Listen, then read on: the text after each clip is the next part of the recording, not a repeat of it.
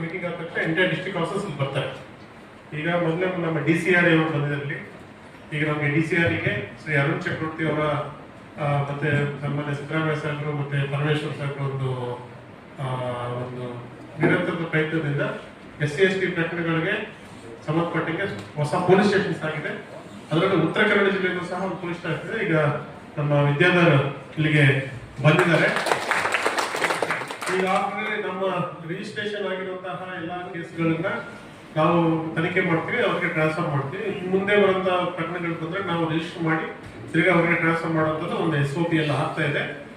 ಇದನ್ನ ಇಡೀ ರಾಜ್ಯದಲ್ಲಿ, ಇಡೀ ದೇಶದಲ್ಲಿ ಪ್ರಾಸಿಕ್ಯೂಷನ್ಗೆ ಬಲ ಕೊಡೋದಕ್ಕೆ, ಯಾಕಂದ್ರೆ ಈ SC/ST ಪ್ರಕರಣಗಳನ್ನ ಸೂಕ್ಷ್ಮ ತನಿಖೆನಲ್ಲಿದೆ. ಯಾಕಿದೆ ಅಂದ್ರೆ ಹೈಕೋರ್ಟ್ ನಲ್ಲಿ ಸ್ಟೇ ಆಗಿದೆ. ಇನ್ನೆಲ್ಲಾ ಕೇಸ್ಗಳಲ್ಲಿ ನಾವು ಚಾರ್ಜ್ ಶೀಟ್ ಕೊಟ್ಟಿದ್ದೀವಿ. 24ರಲ್ಲಿ 65 ಕೇಸು ರಿಜಿಸ್ಟರ್ ಆಗಿತ್ತು. ಅದರಲ್ಲಿ 3 ಕೇಸು ಹೈಕೋರ್ಟ್ ಸ್ಟೇ ಇದೆ. ಇನ್ನು 45 ಕೇಸು ನಾವು ಚಾರ್ಜ್ ಶೀಟ್ ಕೊಟ್ಟಿದ್ದೀವಿ. 2 ಕೇಸ್ನ ಟ್ರಾನ್ಸ್ಫರ್ ಮಾಡಿದ್ದೀವಿ. 25ರಲ್ಲಿ ಈಗ ಇದುವರೆಗೂ ಅಂದ್ರೆ 28ನೇ ತಾರೀಕುವರೆಗೂ 14 ಕೇಸ್ ರಿಪೋರ್ಟ್ ಆಗಿದೆ. ಇದರಲ್ಲಿ 5 ಕೇಸು ಇನ್ನು ತನಿಖೆನಲ್ಲಿದೆ. 8 ಕೇಸು ಈಗಾಗಲೇ ಚಾರ್ಜ್ ಶೀಟ್ ಕೊಟ್ಟಿದ್ದೀವಿ. ಈ 5 ಕೇಸ್ನಲ್ಲಿ 1 ಕೇಸು ಹೈಕೋರ್ಟ್ ಸ್ಟೇ. 23ರಲ್ಲಿ 7 ಕೇಸು ಕೌಂಟರ್ ಕೇಸ್ ರಿಜಿಸ್ಟರ್ ಆಗಿದೆ ಅಟ್ರಾಸಿಟಿಗೆ. 24ರಲ್ಲಿ 11 ಕೇಸ್ ರಿಪೋರ್ಟ್ ಆಗಿದೆ ಕೌಂಟರ್ ಕೇಸು.